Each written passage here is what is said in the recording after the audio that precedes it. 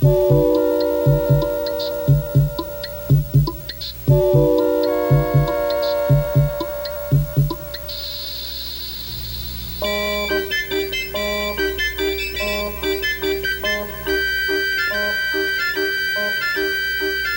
picnic near the lakeside in Chicago is the start of a lazy afternoon, early one October. We begin with a scene 1 meter wide, which we view from just 1 meter away. Now, every 10 seconds, we will look from 10 times farther away, and our field of view will be 10 times wider. This square is 10 meters wide, and in 10 seconds, the next square will be 10 times as wide. Our picture will center on the picnickers, even after they've been lost to sight. 100 meters wide. The distance a man can run in 10 seconds. Cars crowd the highway. Powerboats lie at their docks.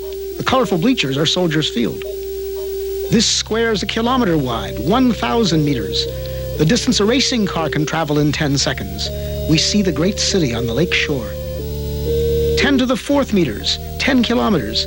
The distance a supersonic airplane can travel in 10 seconds. We see first the rounded end of Lake Michigan, then the whole Great Lake. 10 to the 5th meters. The distance an orbiting satellite covers in 10 seconds. Long parades of clouds, the day's weather in the Middle West. 10 to the 6th, a 1 with 6 zeros, 1 million meters. Soon the Earth will show as a solid sphere.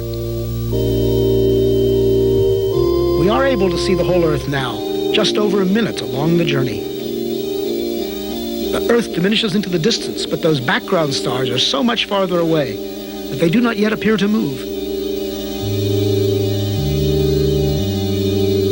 A line extends at the true speed of light. In 1 second, it half crosses the tilted orbit of the moon.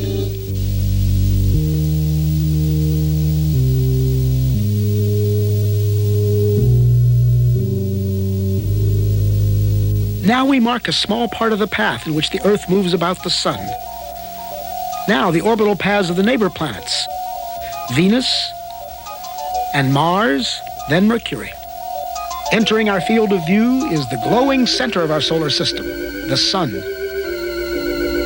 followed by the massive outer planets, swinging wide in their big orbits.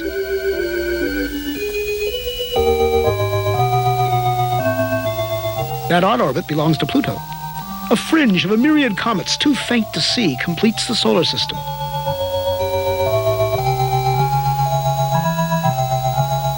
Ten to the 14th. As the solar system shrinks to one bright point in the distance, our sun is plainly now only one among the stars. Looking back from here, we note 4 southern constellations, still much as they appear from the far side of the Earth. This square is 10 to the 16th meters, 1 light year, not yet out to the next star. Our last 10-second step took us 10 light years further. The next will be 100. Our perspective changes so much in each step now that even the background stars will appear to converge. At last, we pass the bright star Arcturus and some stars of the Dipper. Normal but quite unfamiliar stars and clouds of gas surround us as we traverse the Milky Way galaxy.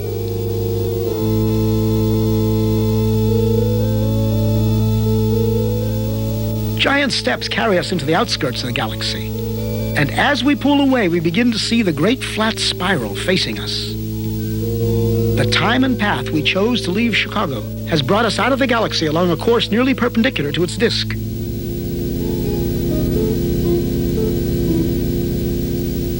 The 2 little satellite galaxies of our own are the Clouds of Magellan, 10 to the 22nd power, 1 million light years. Groups of galaxies bring a new level of structure to the scene. Glowing points are no longer single stars, but whole galaxies of stars seen as one.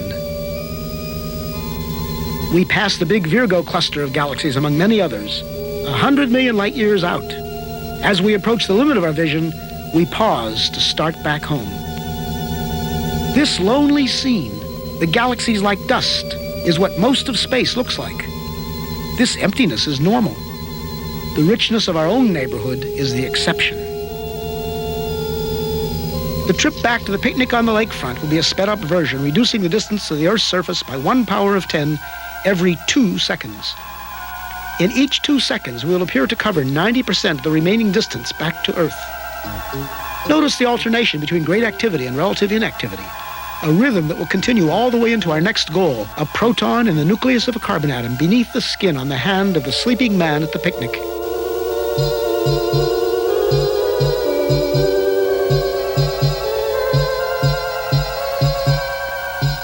Ten to the 9th meters, 10 to the 8th, 7, 6, 5, 4, 3, 2, 1. We are back at our starting point. We slow up at 1 meter, 10 to the 0 power. Now we reduce the distance to our final destination by 90% every 10 seconds, each step much smaller than the one before.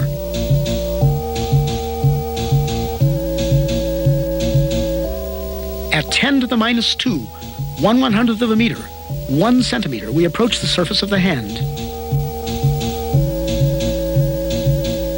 In a few seconds, we'll be entering the skin, crossing layer after layer from the outermost dead cells into a tiny blood vessel within. Skin layers vanish in turn. An outer layer of cells, felty collagen. The capillary containing red blood cells and a roughly lymphocyte. We enter the white cell. Among its vital organelles, the porous wall of the cell nucleus appears. The nucleus within holds the heredity of the man in the coiled coils of DNA. As we close in, we come to the double helix itself, a molecule like a long twisted ladder whose rungs of paired bases spell out twice, in an alphabet of 4 letters, the words of the powerful genetic message. At the atomic scale, the interplay of form and motion becomes more visible. We focus on one commonplace group of 3 hydrogen atoms bonded by electrical forces to a carbon atom. 4 electrons make up the outer shell of the carbon itself. They appear in quantum motion as a swarm of shimmering points. At 10 to the minus 10 meters, 1 angstrom, we find ourselves right among those outer electrons. Now we come upon the 2 inner electrons held in a tighter swarm. As we draw toward the atom's attracting center, we enter upon a vast inner space. At last, the carbon nucleus, so massive and so small. This carbon nucleus is made up of 6 protons and 6 neutrons. We are in the domain of universal modules. There are protons and neutrons in every nucleus, electrons in every atom, atoms bonded into every molecule out to the farthest galaxy. As a single proton fills our scene, we reach the edge of present understanding. Are these some quarks at intense interaction? Our journey has taken us through 40 powers of 10.